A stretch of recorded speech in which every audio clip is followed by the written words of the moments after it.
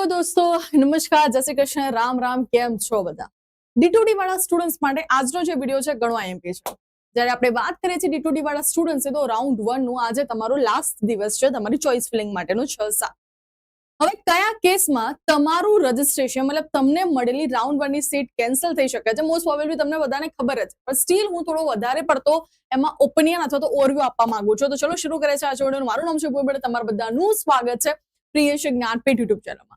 જ્યાં સુધી તમારું ફાઇનલી ડિગ્રીમાં એડમિશન નથી થતું ત્યાં સુધી તમારે આ ચેનલ સબસ્ક્રાઇબ કરીને રાખવાની છે, એના પછી પણ સબસ્ક્રાઇબ કરીને રાખવાની છે, કારણ કે work from home opportunity, internship માટેનો ઓપોર્ચ્યુનિટી, સ્કોલરશિપના બધા જ વિડીયો તમને આપણી ચેનલ પ્રિયેશ જ્ઞાનપીઠ પર મળી રહેવાના છે. સૌથી પહેલા તો સૌથી મેઇન ક્વેશ્ચન કે મેડમ મેં મોક રાઉન્ડમાં તો ચોઇસ ફિલિંગ જે છે ને એ મારી પ્રમાણે જ કરી હતી. મારી પ્રમાણે મતલબ ફોર એક્ઝામ્પલ હું ડિપ્લોમા આઈટી થી કરું છું તો ડિગ્રીમાં પણ મેં મારી ફર્સ્ટ પ્રાયોરિટી આઈટીમાં જ રાખી હતી. પરંતુ હવે છે ને થોડા બધા કન્ફ્યુઝન બાદ મને એવું થઈ ગયું છે કે મારે પેન પ્લીઝ મારે હવે મારું જે ડિપ્લોમા આઈટી થી કર્યું હતું એ હવે ડિગ્રી મારે સિવિલમાં જવું છે, તો શું કરવાનું? મારે કઈ રીતે ચોઇસ ફિલિંગ કરવાની રહેશે? તો હજી પણ તમારી પાસે ટાઈમ છે તો સમજી લેજો. ફોર એક્ઝામ્પલ મેં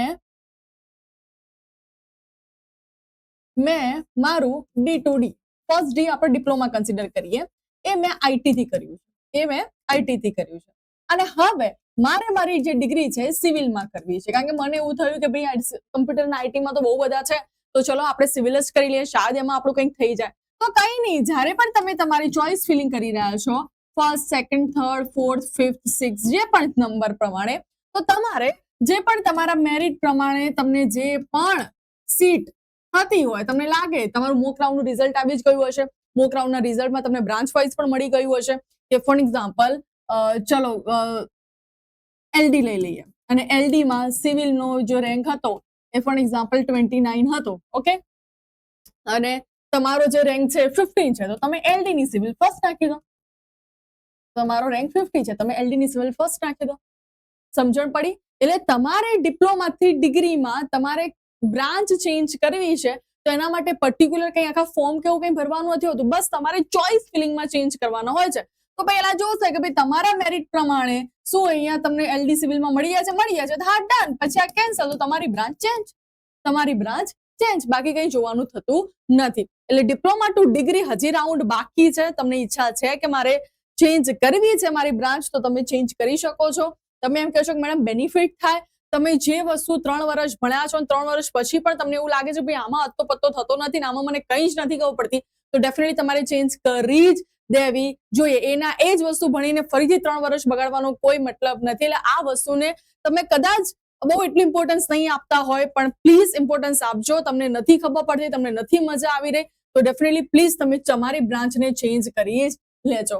સૌથી પહેલા આપણે વાત કરીએ આપણા કી ડેટ્સની. અહીંયા ક્યાંક ઓપન તો કર્યા છે મેં, યસ, કી ડેટ્સની આપણે વાત કરીએ તો ઓનલાઈન ઓકે યસ, ફિલિંગ તમારું રાઉન્ડ 1 માટેની ચોઇસ ફિલિંગ ચાલે છે 6-7 સુધી. તમે તમારી ચોઇસ ફિલિંગને લોક કરવી જરૂર નથી, અનલોક પણ ચાલશે, ઓટોમેટિકલી રાત્રે 12 વાગે લોક થઈ જશે.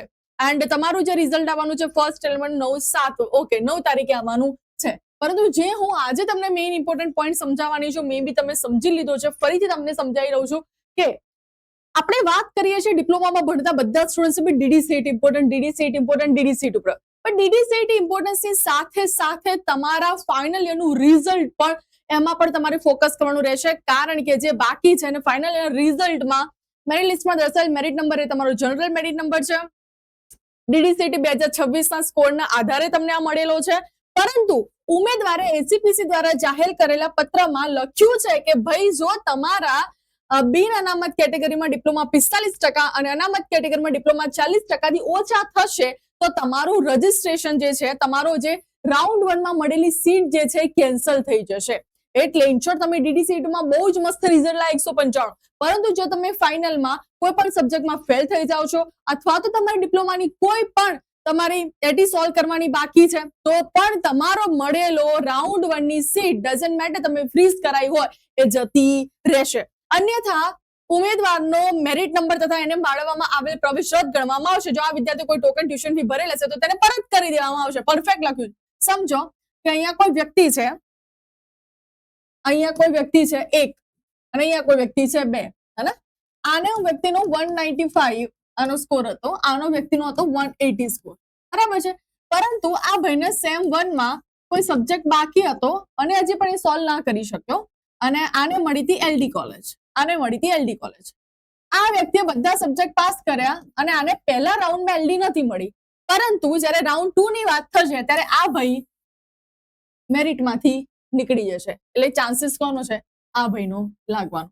એટલે જ્યારે તમને રાઉન્ડ 1 નું, હવે મેઇન વાત એ આવશે કે જ્યારે રાઉન્ડ 1 નું રિઝલ્ટ આવશે પછી આપણું વેકેન્ટ લિસ્ટ આવશે.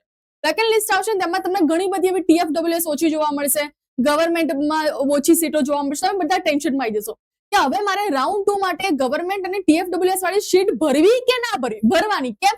કારણ કે આવા જે લોકો હશે જે ફેલ થશે ફાઇનલ યરમાં અથવા તો કોઈ પણ એમનો સબ્જેક્ટ બાકી હશે ક્લિયર કરવા, બધા નીકળી જશે. એટલે એમની મળેલી સીટ ખાલી થઈ જશે. એટલે તમારો ચાન્સીસ એ TFWS અને ગવર્મેન્ટમાં લાગવાનો વધી જશે. બધું વેરી મોસ્ટ ઇમ્પોર્ટન્ટ વસ્તુ, જ્યારે પણ રાઉન્ડ 1 નું રિઝલ્ટ આવે છે તમને સીટ ગમે છે તો ફ્રીઝ કરાવી લેજો. હજી પણ D2D ના રિલેટેડ તમારી પાસે અથવા તો તમને કેવા કન્ફ્યુઝન છે એ ડેફિનેટલી મને કમેન્ટમાં કહેજો. એના માટે આપણે ફરીથી વિડીયો બનાવી દઈશું. અને પ્રિયેશ જ્ઞાનપીઠને સબસ્ક્રાઇબ કરી રાખજો. આના પછી હું એક સ્કોલરશિપનો વિડીયો મૂકવાની છું જે તમારા માટે ઘણો બેનિફિશિયલ રહેવાનો છે. ટીટેમ બાય બાય, ટેક કેર દોસ્તો, જય શ્રી કૃષ્ણ, રામ રામ.